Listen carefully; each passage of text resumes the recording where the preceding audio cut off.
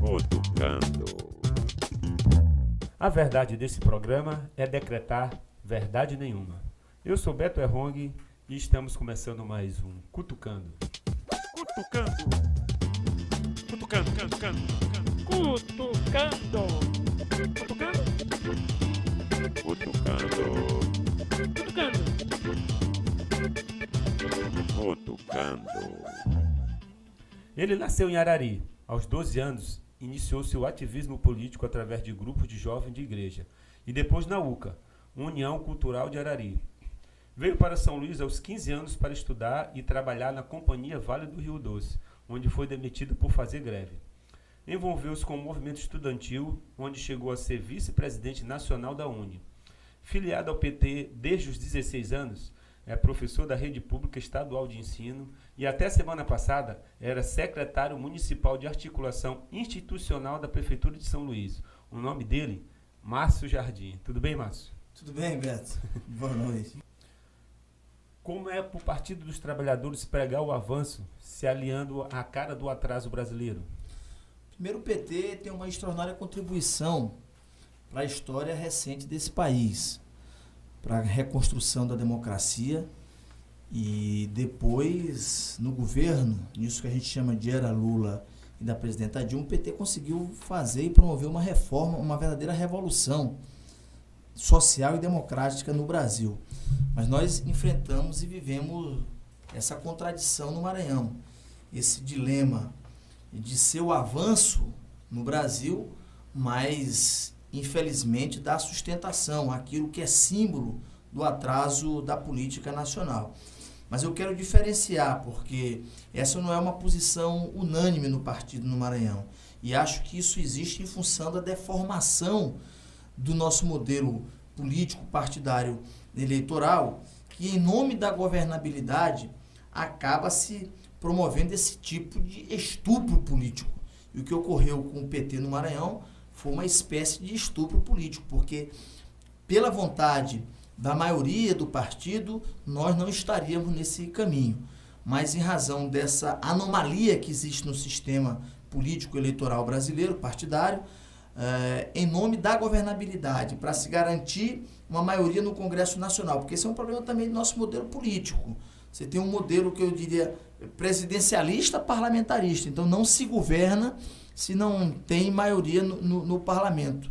Tu falou no Maranhão e depois a gente vai falar sobre outras alianças a níveis nacionais, mas eu queria te perguntar, tu já ouviu falar daquele filme chamado Ligações Perigosas, que é com Glenn Close? Sim. Então, eu queria que tu me comente isso aqui, ó. Aécio é adversário de Dilma, que apoia Sarney, que defende Edinho, que concorre com Flávio Dino, que agora é amigo de João Castelo, que apoia Aécio, que é contra Lula. Eu falei, é a contradição da política. E nós temos, no nosso caso, em particular no Maranhão, que caminhar no fio da navalha com essa contradição. Uma banda do PT, que é maioria no Maranhão, apoia a candidatura do Flávio Dino porque quer que as políticas que mudaram esse país, elas cheguem ao Maranhão. O Brasil mudou muito nesses últimos 12 anos. Infelizmente, o Maranhão oligárquico, o Maranhão plutocrático, o Maranhão dessa política fisiológica, não acompanhou o ritmo de desenvolvimento que se deu no Brasil. E é importante que o PT nacional, em algum momento, compreenda isso, que veja que não se fez no Maranhão o que se fez na outra parte do Brasil. Eu penso que o PT tem uma dívida com o povo do Maranhão. Eu espero que em algum momento as lideranças nacionais do PT, o PT nacionalmente, faça esse reconhecimento dessa dívida histórica que tem com o povo do Maranhão. Meus amigos e minhas amigas do Maranhão, hoje eu estou aqui com a nossa querida governadora Rosiana Sarney e, se Deus quiser, nossa futura governadora. Eu a convidei para vir aqui para conversar um pouco sobre o futuro do Maranhão. Parece que vou estar batendo na mesma tecla, mas eu, como petista, como é para ti estar no mesmo barco de Lula, Dilma, Maluf, Sarney e Collor e Renan? Não deixa de ser um incômodo. É evidente que são companhias que nos provocam constrangimento.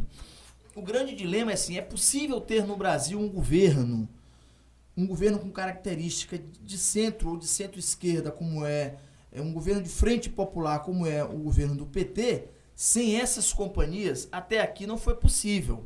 O governo Collor teve essas companhias para governar. O governo Itamar Franco é a mesma coisa. O governo FHC também. Eu penso que o grande desafio para avançar a democracia no Brasil é se livrar dessas companhias. É preciso que acumule força para isso, né? E nós estamos fazendo essa batalha na sociedade. Agora, eu reconheço, é muito incômodo, é constrangedor para a gente essas companhias que são nefastas para o interesse público, para o interesse republicano. A gente está no ano de eleição, né? E logo, logo vai começar a propaganda política. Isso me lembra muito uma frase de Maquiavel que ele dizia: pouco importa que o príncipe tenha fezes abundantes e fedorentas. O que importa é que os súditos pensem que elas são poucas e perfumadas. Essa é a regra número 1 dos marqueteiros. Eu sei que tu não é marqueteiro, mas tu tá ligado a essa... Olha, eu tenho combatido muito, Beto, essa coisa da pasteurização da política, né? Essa coisa da marketagem, infelizmente, tem artificializado o processo político e iguala todo mundo. Então a diferença é no marketing, né? E acaba que fica tudo superficial e artificializa. Eu acho que isso é muito ruim, isso tem degenerado o processo democrático, isso é ruim para a democracia. Agora, a cada eleição, isso só tem se aprofundado.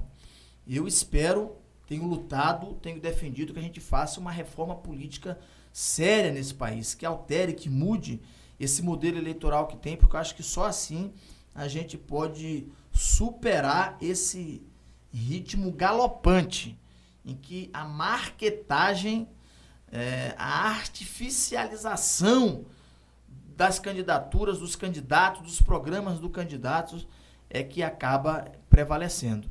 Interrompemos nossa programação para a declamação do poema do excelentíssimo poeta Paulo Leminski. Dentro de instantes, voltamos com nossa programação normal. Não discuto com o destino. O que pintar, eu assino. Paulo Leminski. Vamos para um breve intervalo. Cutucando. Opinião, debate, memória, recortes e trajetórias culturais. Cutucando, o ponto de vista de quem tem história para contar. Todo mês uma entrevista especial com um grande nome da cultura, da política e da história maranhense. Cutucando, produção e apresentação de Beto Errong. Só aqui na Universidade FM.